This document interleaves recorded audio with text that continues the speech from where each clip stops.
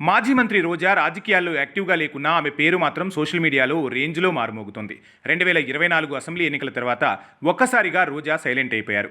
నగరి నుంచి హ్యాట్రిక్ కొట్టి ప్రత్యర్థుల నోళ్లు మూయించాలని భావించారు.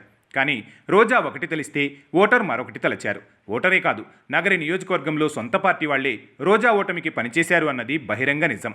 ఆమెను ఓడించి నగరిలో టీడీపీని గెలిపించారు. దీంతో ఒక్కసారిగా రోజా మౌనవ్రతం పాటిస్తున్నారు. వైసీపీ అధికారంలో ఉన్నప్పుడు మంత్రిగా రోజా చాలా హాట్ కమెంట్స్తో ఎప్పుడూ లైమ్లైట్ పాలిటిక్స్లో ఉండేవారు. ప్రత్యర్థులపై మాటల తూటాలు పేలుస్తూ తనదైన స్టైల్లో రాజకీయం చేసేవారు. రాజకీయ నేతలతో పాటు పవన్ కళ్యాణ్, చిరంజీవి, రజనీకాంత్ లాంటి వారిపై అనవసరంగా నోరు పారేసుకున్నారనే విమర్శలు ఉన్నాయి. కానీ ఈ రేంజ్లో తన ఓటమిని ఊహించలేకపోయారు రోజా. దాంతో ఇప్పుడు అసలు బయటే కనిపించడానికి భయపడే పరిస్థితి వచ్చింది. దానికి తోడు కేసుల భయం రోజును వెంటాడుతుంది అంటున్నారు రాజకీయ విశ్లేషకులు. దాంతో ఆమె తన మెట్టినిల్లైన చెన్నైకి పరిమితం అవ్వబోతుందన్న టాక్ గట్టిగా వినిపిస్తోంది. ఓటమి తర్వాత ఆమె నగరికి కానీ వైసీపీ కేంద్ర కార్యాలయానికి కానీ రావడం లేదు.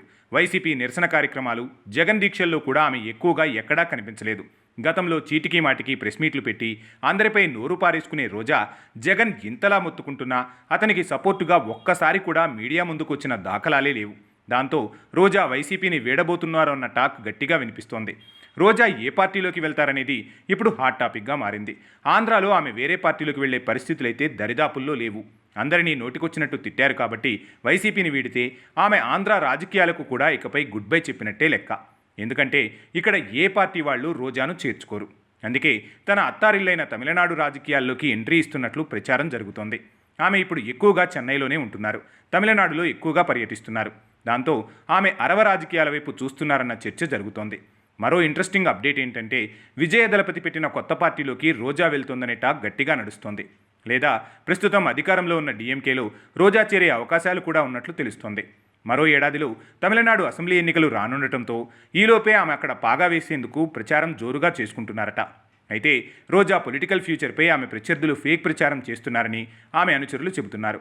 ఆమె ఏ పార్టీలోకి వెళ్లడం లేదని క్లారిటీ ఇస్తున్నారు. మరోవైపు రోజా సినిమా ఇండస్ట్రీలోకి రీఎంట్రీ ఇస్తుందన్న టాక్ కూడా నడిచింది. జబర్దస్త్లోకి ఆమెకు నో ఎంట్రీ బోర్డు పెట్టినట్లు సమాచారం.